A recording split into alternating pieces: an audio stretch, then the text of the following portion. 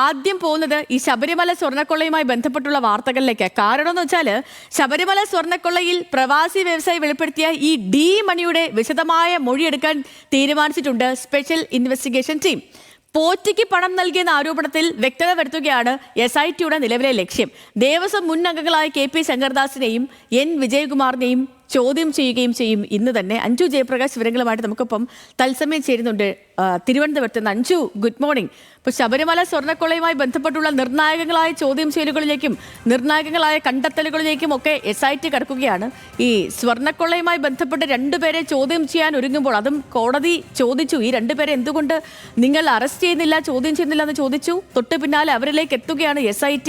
ആ ചോദ്യം ചെയ്യൽ ഇവിടെ ഒരു വശത്ത് നടക്കുമ്പോൾ മറുവശത്ത് രമേശ് ചെന്നിത്തല പറഞ്ഞ ആ വ്യവസായി പറഞ്ഞതനുസരിച്ച് ഡി മണിയെ കൂടുതൽ ചോദ്യം ചെയ്യാൻ ഒരുങ്ങുന്നു SIT. എത്ര കണ്ട നിർണായകമാണ് ശബരിമല സ്വർണ്ണക്കൊള്ള കേസുമായി ബന്ധപ്പെട്ടുകൊണ്ടുള്ള ഇന്നത്തെ ഈ ദിവസം, അഞ്ജു? Sethu, good morning. ഹൈക്കോടതിയുടെ വലിയ വിമർശനത്തിന് പിന്നാലെ SIT വളരെ ആക്റ്റീവായിട്ട് കേസുമായി മുന്നോട്ടേക്ക് പോവുകയാണ്.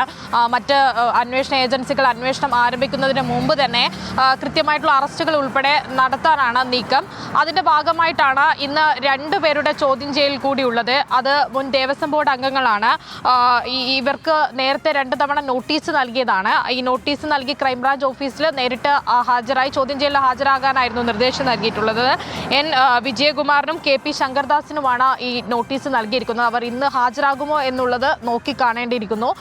മാത്രമല്ല, കൊല്ലം വിജിലൻസ് കോടതി ഇവർക്ക് മുൻകൂർ ജാമ്യാപേക്ഷ ഉൾപ്പെടെ നൽകിയ സാഹചര്യത്തിൽ അറസ്റ്റ് ഉൾപ്പെടെ ഉണ്ടാകുമോ എന്ന കാര്യമൊക്കെ ചോദ്യം ചെയ്യലിന് പിന്നാലെ മാത്രമേ മനസ്സിലാകത്തുള്ളൂ. അത്തരം സാഹചര്യങ്ങൾ നിലവിലില്ല എന്നാണ് മനസ്സിലാക്കേണ്ടത്.